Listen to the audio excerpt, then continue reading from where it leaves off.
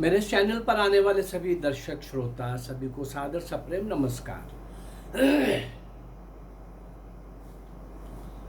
1857 से 1947 तक का मैं बहुत समय से दे रहा हूँ। अभी कुछ दिनों से 1757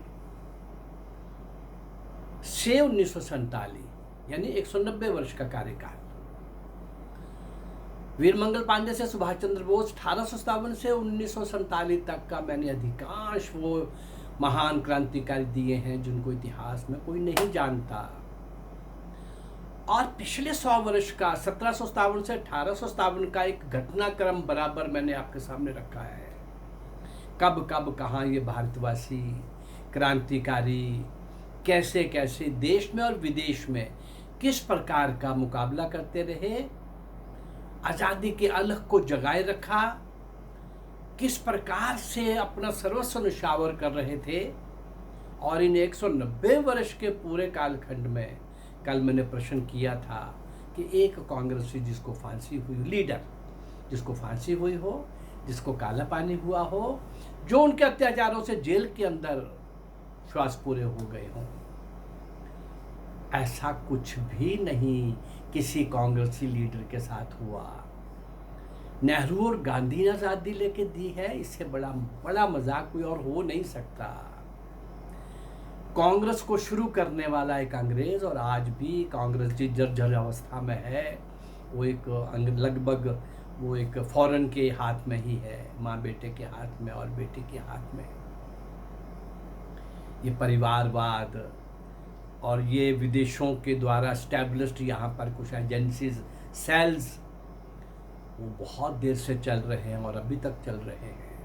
अब और भी जुड़ गए हैं, कहीं खालिस्तान के रूप में, कहीं नक्सलाइट, अर्बन नक्सलाइट, माओवादी, खालिस्तानी, बाकी ISI, PFI वगैरह वगैरह, ये अलकायदा वगैरह वगैरह सारा कुछ जो कुछ कर रहे हैं, PFI, ISIS, ये सब संगठन तो अब भारत की तरफ नजरें जमाए बैठे हैं। चूंकि भारत का जो पुत्ररूप समाज है, अनादिकाल से यहाँ रह रहा समाज जो है, वो अपने घर की रक्षा के लिए सजग नहीं है, सतर्क नहीं है, जागरूक नहीं है। भाई अपने घर की रक्षा अगर करवानी है तो पड़ोसी से करवाओगे। और वो पड़ोसी जो इस भाव के साथ आया है कि मुझे ये सब, मैं तो बाहर से आया हूँ, यहाँ से मैंने सारा, यद्यपि यहाँ बाहर से आए हुए बहुत नाम मात्र के भी नहीं होंगे, बहुत बहुत कम, आटे में नमक भी नहीं होंगे, यहीं से कन्वर्टेड वो लोग हैं। लेकिन उन्होंने पूजा पद्धति ही नहीं बदली, उनकी राष्ट्रीयता भी समय समय पर हम देख रहे हैं बदलती हुई नज़र आती है। एक पाकिस्तान बन गया, बहुत पाकिस्तान बनाने के कगार पर भारत के अंदर लावा तैयार हो चुका है। कभी भी कहीं भी विस्फोट हो जाता अगर केंद्र में ये नेतृत्व ना बदलता।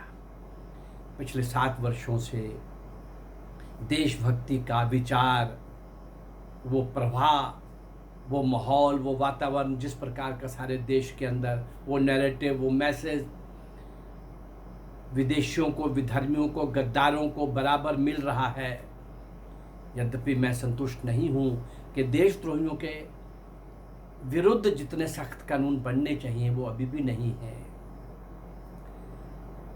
जनसंख्या नियंत्रण का किसी स्टेट के साथ क्या संबंध है? सब बच्चे ज़्यादा हो गए तो हम सुविधाएं नहीं देंगे, हम नौकरी नहीं देंगे, ये क्या है? जो लोग एक एजेंडे के अनुसार अपनी जनसंख्या बढ़ा रहे हैं, ऐसा 10 बार इतिहास स्वयं सिद्ध है अनेक उदाहरणों से। वो बोलते हैं हमें आपकी सरकारी नौकरी नहीं चाहिए, हमें आपकी कोई सुविधा नहीं चाहिए, रखो अपनी जेब में।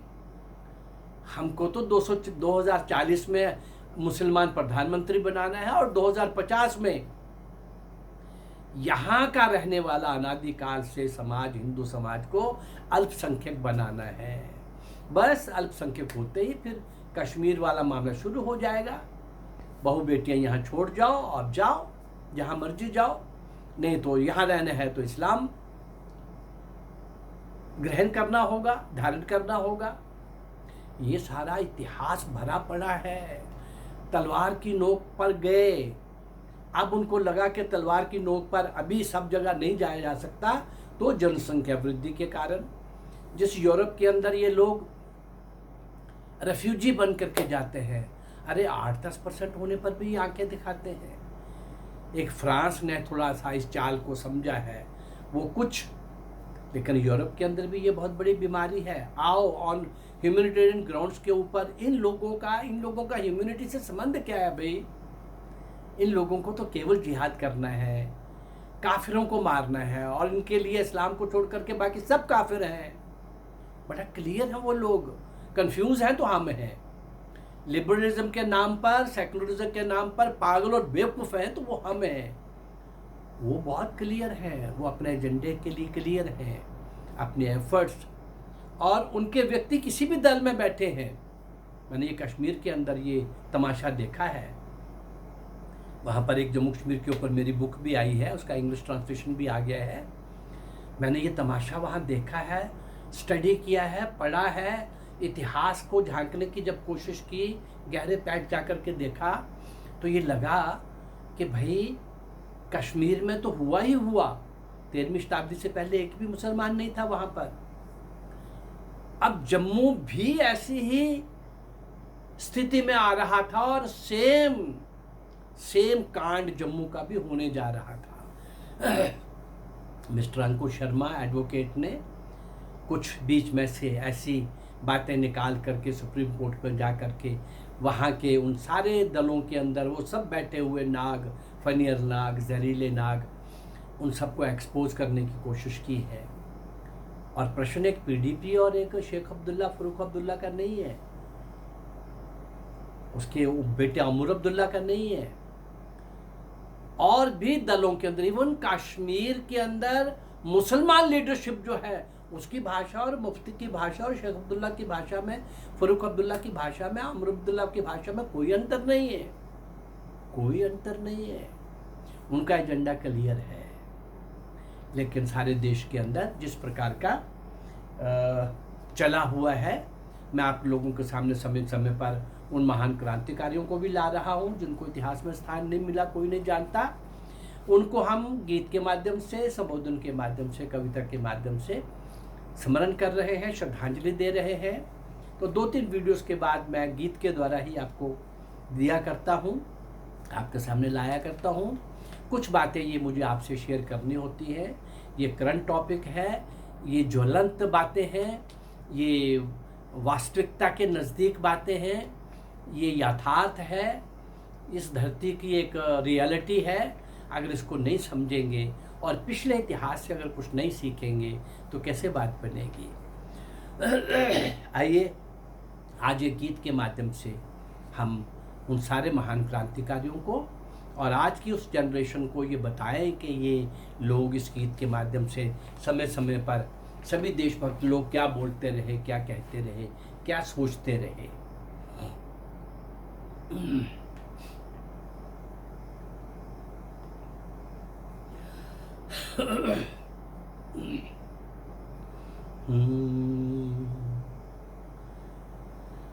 न ये समझो कि हिंदुस्तान की तलवार सोई है, न ये समझो कि हिंदुस्तान की तलवार सोई है।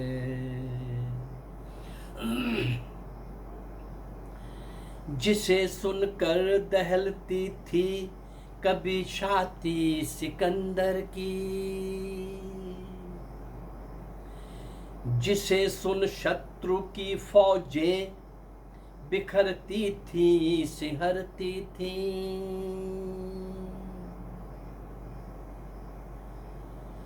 जिसे सुन कर से छूटती थी तेग बाबर की, जिसे सुन शत्रु की फौजें बिखरती थी, सिहरती थी, विसर्जन को शरण ले, विसर्जन को शरण ले, डूबती नावें उभरती थी, हुई नीली के जिसकी चोट से आकाश की छाती, न ये समझो कि अब रन बांकुरी हुंकार सोई है, न ये समझो कि अब रन बांकुरी हुंकार सोई है, न ये समझो कि हिंदुस्तान की तलवार सोई है, कि जिसके अंश से पैदा हुए थे हर्ष और विक्रम,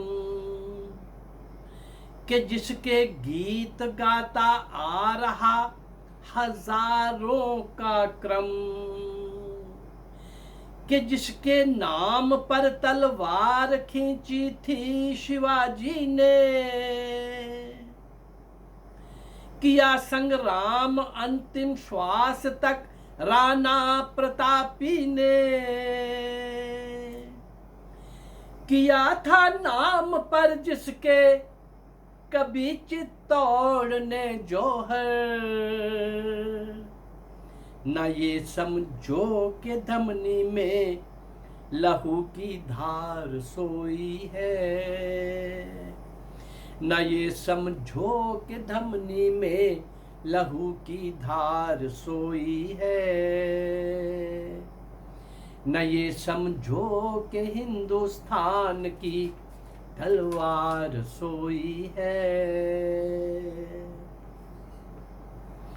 फिरंगी से जरा पूछो कि हिंदुस्तान कैसा है, कि हिंदुस्तानियों के रोष का तूफान कैसा है, जरा पूछो भयंकर फांसियों के लाल तख्तों से,